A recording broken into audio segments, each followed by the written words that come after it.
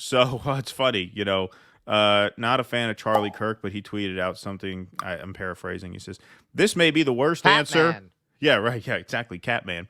This may be the worst answer to any question ever regarding Anderson Cooper asking Kamala Harris what mistakes she's made in her life and what regrets Oh she may yeah, have yeah.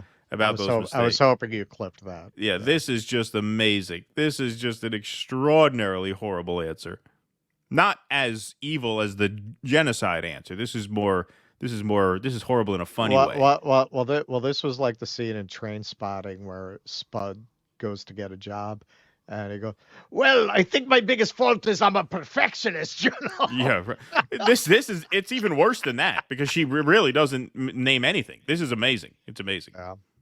Something you can point to in your life, political life, or in your life in the last 4 years that you think is a mistake that you have learned from? I mean, I've made many mistakes, and they range from, if you've ever parented a child, you make lots of mistakes too. Except I've never parented a child, so that's just a bizarre non sequitur, and it kind of plays as a dig to parents because I'm not one. And so, like, you could say that if you're a mother or father, you could say that. You can't say, well, if you're a parent, you've made a lot of mistakes, right?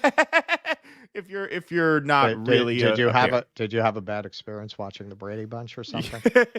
You're right. No, I mean it just plays as this weird non sequitur because she doesn't make. I mean, like what mistakes have you made in that regard? What mistakes could you have made in that regard? She doesn't say. She doesn't say. Instead, she goes right through that to this. In my role as vice president, I mean, I've probably worked very hard at making sure that I am well versed on issues, and I think that is very important. It's a mistake not to be well versed on an issue and feel compelled to answer a question. I think your biggest mistake so far was answering that question. I think your response to that was probably your biggest mistake. Now, look, I mean, that is a cringe answer. That is an absolute cringe answer.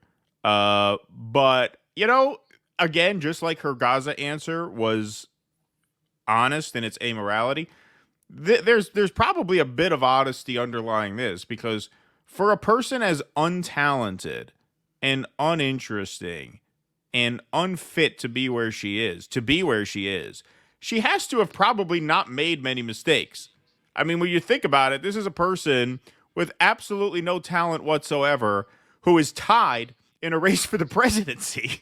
Like, you kind of had to play your cards right. Willie Brown says otherwise. He says she's quite talented. Well, this is what I mean. You got to date the right guys. I mean, it's a crude thing. I don't advise Trump to say that, and I don't say that in a shaming way. But yeah, I mean, you pulled the right strings there with him. That got you. What did he give her? 2 committee seats. I mean, that's what launched her career. Right.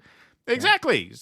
So look, she made the right decisions. I'll put it that way. I don't want to be crass, but she made the right decisions in that respect. And look, she's maneuvered herself to the doorstep of the presidency despite having no intelligence and no talent. So how many mistakes could she have made? Very few. Very few. That may be why she has a hard time thinking. How did someone as mediocre as me get to the doorstep of the Oval Office? You can't have made many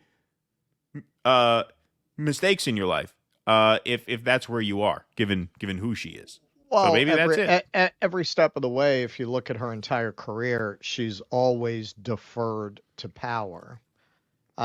This is what my article to become shitpost is about. She's what they've always wanted, an avatar. This is what the elite class has always wanted. Someone who is going to be purely a figurehead, who is entirely beholden to them, who doesn't have any particular ideas of their own, that's never going to interfere with their plans. And after having spent so much time building up identity politics as a substitute for a meaningful political agenda, they love to hide behind people of diverse identities. She's perfect. She's perfect. You attack her, you're a racist. You attack her, you're a sexist.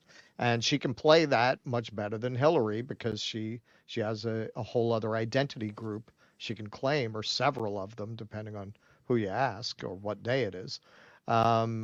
This is the whole point of identity politics. The whole point of identity politics is to produce Kamala Harris. Yeah. Yeah. Absolutely. Absolutely. This is why they had their eye on her from This November is exactly 9th, why. 2016. Yeah. Exactly. And before. And Yeah. before. Why did they keep moving her up the chain?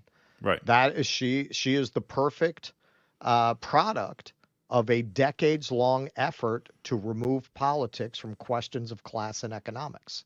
Right. Exactly. Please clap.